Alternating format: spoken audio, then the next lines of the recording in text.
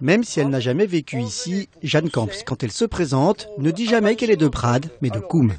Et quand elle monte au village de ses ancêtres, elle va toujours faire un tour à la maison des Tarennes, ses arrière-grands-parents. Alors, c'est des maisons tout en hauteur, mais costauds, avec du granit. Elles ont tenu le coup. Là, il y avait le bourreau, la moule, l'âne ou l'ânesse.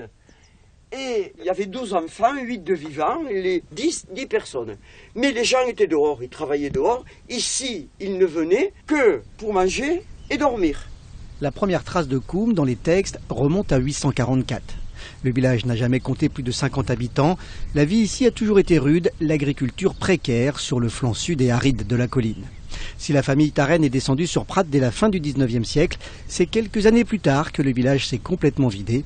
Jeanne Camps a recueilli autrefois le témoignage d'un habitant d'Eous. C'est M. Calmont. Il nous dit, en 1921, une grande sécheresse. Nous, à Eous, on avait d'autres cultures. On s'est débrouillé. Mais là-haut, à Koum, ça a duré jusqu'en 1927, Jeanne. Donc, ils ont dû partir.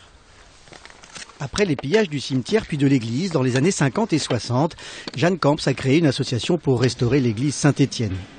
Un édifice pré-roman d'une grande simplicité. En 25 ans, nous avons réalisé cette restauration. L'intérieur, d'abord hors d'eau, l'intérieur, parce que tout avait été volé. Puis l'extérieur, comme vous avez pu le voir, et j'ai tapé tous les politiques. La plaque de la Pentecôte a réuni il y a quelques jours plus de 120 personnes à Koum. Le reste du temps, le village est désert, à l'exception d'un berger qui a réinvesti les lieux il y a quelques années avec chèvres et moutons.